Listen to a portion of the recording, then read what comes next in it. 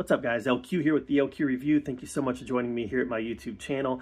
Right now, I'm going to rank the 5 Sydney Sweeney movies that came out in 2025. Now, Sydney Sweeney is somebody who got a lot of media attention this year. Some of it really had nothing to do with her, but like the jeans ad, who cares, right? I don't get it, but whatever. She found herself getting a lot of press this year, and as I was thinking about it, I was like, wow, she had 5 movies come out this year. Some of them had limited releases before this year, but they all came out in wide release this year. So I'm going to rank the 5 Sydney Sweeney movies that came out this year. And at number 5 is an Apple TV movie, and it's called Echo Valley. And it was a movie where she plays a drug addict who kills her boyfriend, and her mom, played by Julianne Moore, tries to help her cover it up. And while I think Sydney Sweeney did a good job of acting in this movie, there just wasn't much here for me. I thought that the movie went at kind of a snail's pace, and it's just not a topic that I'm usually easily invested in. So this movie, while I think it was well acted by both of our lead cast members, it's just not something that really spoke to me. So that's number 5. All right. Number 4. Number 4 I just watched yesterday, and it is Eden.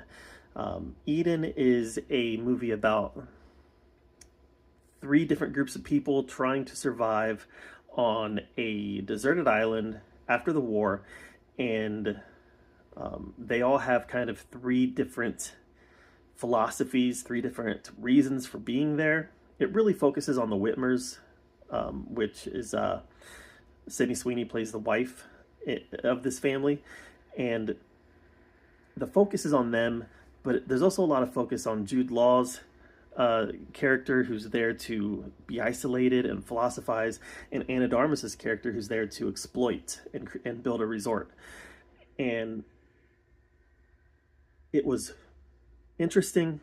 It was well acted. I did a deep dive into what actually happened, and I feel like this movie stayed pretty close, but ultimately it's not a movie I would revisit a lot. So there you go. It was fine, and it was entertaining, and I never really got bored, but it's not something I'm going to watch again.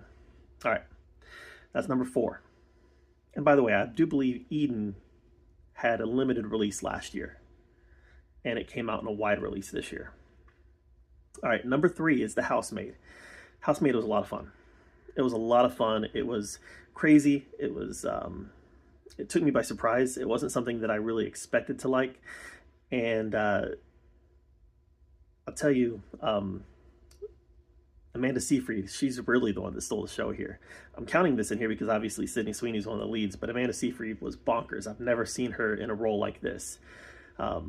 Sydney Sweeney was fine, kind of as the straight-laced person in this, but even she was a little bonkers at times. I liked it. I thought it was surprising. I thought it was fun, and I thought that it worked. So The Housemaid is number 3. Number 2 is a movie that I think played in festivals like in 2023 and didn't really see a wide release until this year, and that's Americana. And I gotta tell you guys, I really liked Americana. Americana is where all these different people is trying to steal this Native American piece of clothing that's worth a lot of money, and they all kind of see their futures with this article of clothing and making the money off of selling this article of clothing. I feel like it did a great job of incorporating Native American lore. It also did a great job of capturing the feel of the Midwest and the desperation that a lot of middle class to lower class people feel today. And I thought Sydney Sweeney did great. I thought that this was a role where she was able to be a little more quiet, a little more reserved, and as the movie progressed, she was able to kind of take a little more authority over her situation. I really like this movie a lot.